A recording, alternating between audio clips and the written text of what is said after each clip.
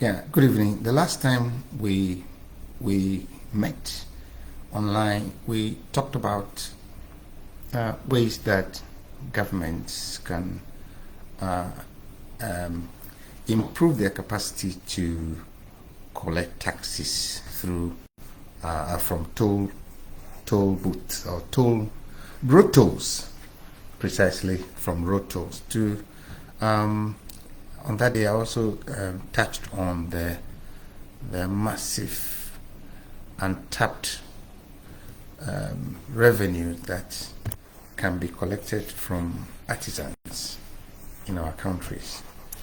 Tonight I want to spend a little time talking about artisans in Ghana and as in several African countries. The artisans, they belong to what we call the informal sector. Most of them, they work in the informal sector. A few of them get employed in the construction firms and so on and so forth. But even so, most of them don't get permanent employment. They are self-employed, self-contractors, so that construction firm is undertaking a construction project, and then you get artisans that they sublet certain portions of the job to, and these people come do the work. They take their pay, and often they don't get taxed, so they do what they call by day. So if a mason is working a day, can take maybe 200 cities, 300 Ghana cities, or something, and so you have these people who come and go on a daily basis, and some of them are expensive. Some of them have gotten to the point where they become contractors.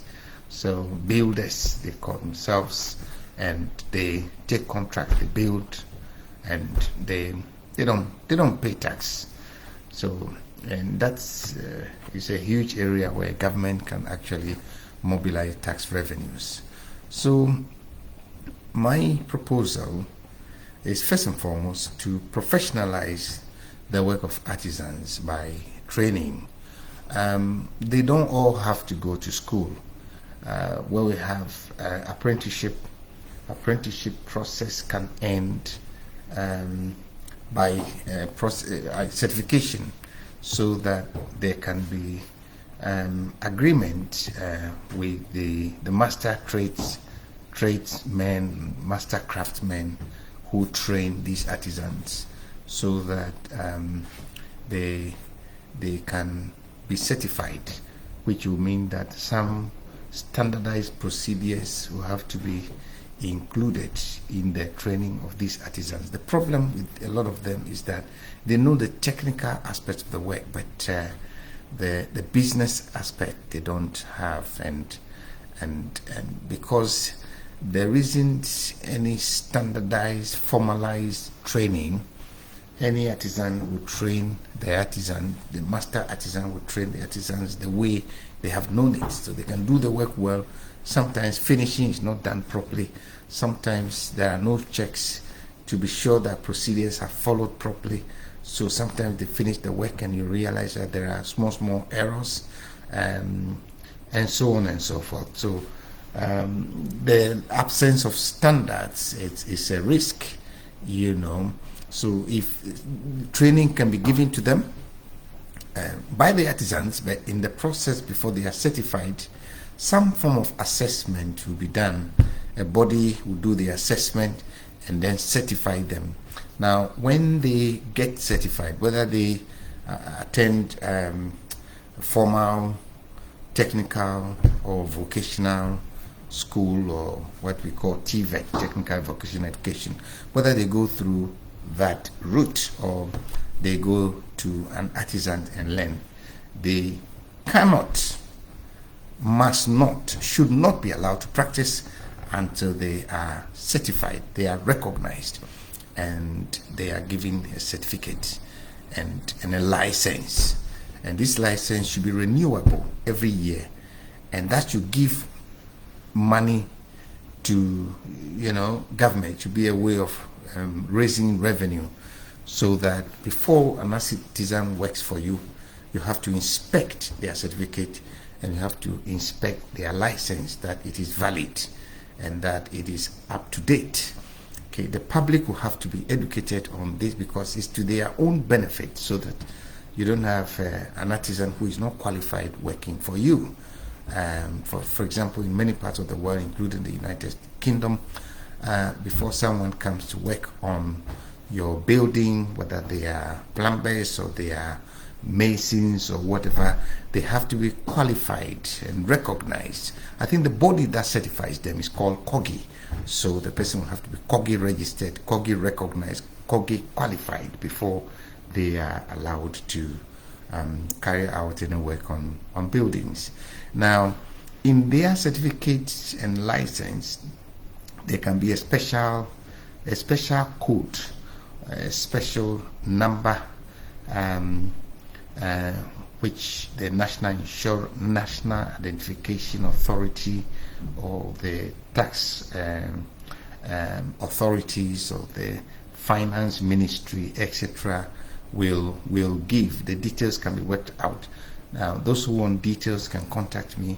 These lectures are just scratch of the surface of the ideas that I have. So if you want more details, if you're a government official or a tax official and you want more detail on these ideas, feel free to contact me, and I would be happy to spend some time with you exploring how these ideas can be operationalized and implemented, and the procedures to follow, and so on and so forth. So I think there's help for you if you want. But back to the point. So once they are giving this special identification number, it also serves as tax identification number.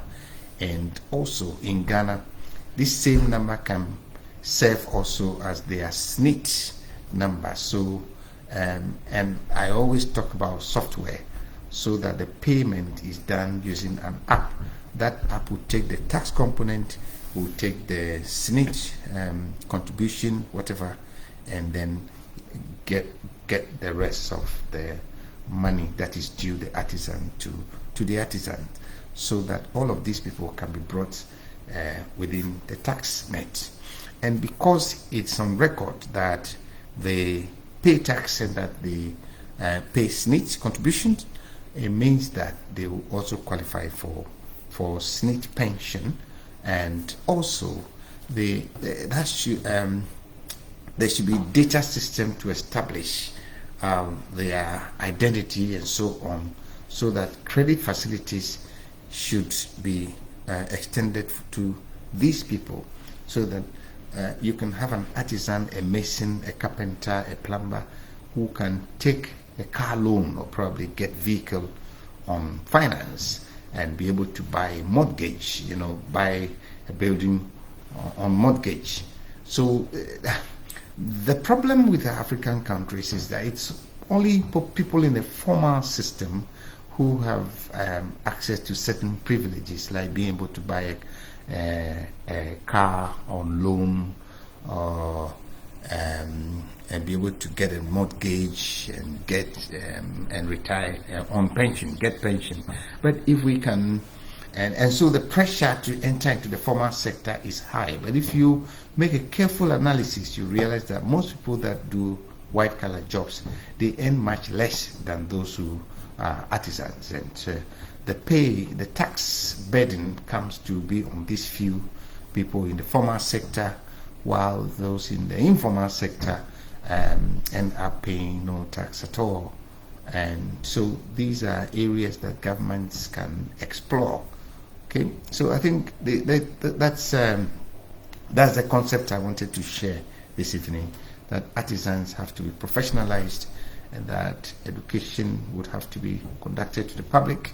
There has to be an act of parliament that establishes all these details, so that you don't, before if someone presents himself as an artisan, the first thing for you to do is to find out whether they are registered, whether they are qualified, whether they have a license, and so on and so forth. And you don't give them cash.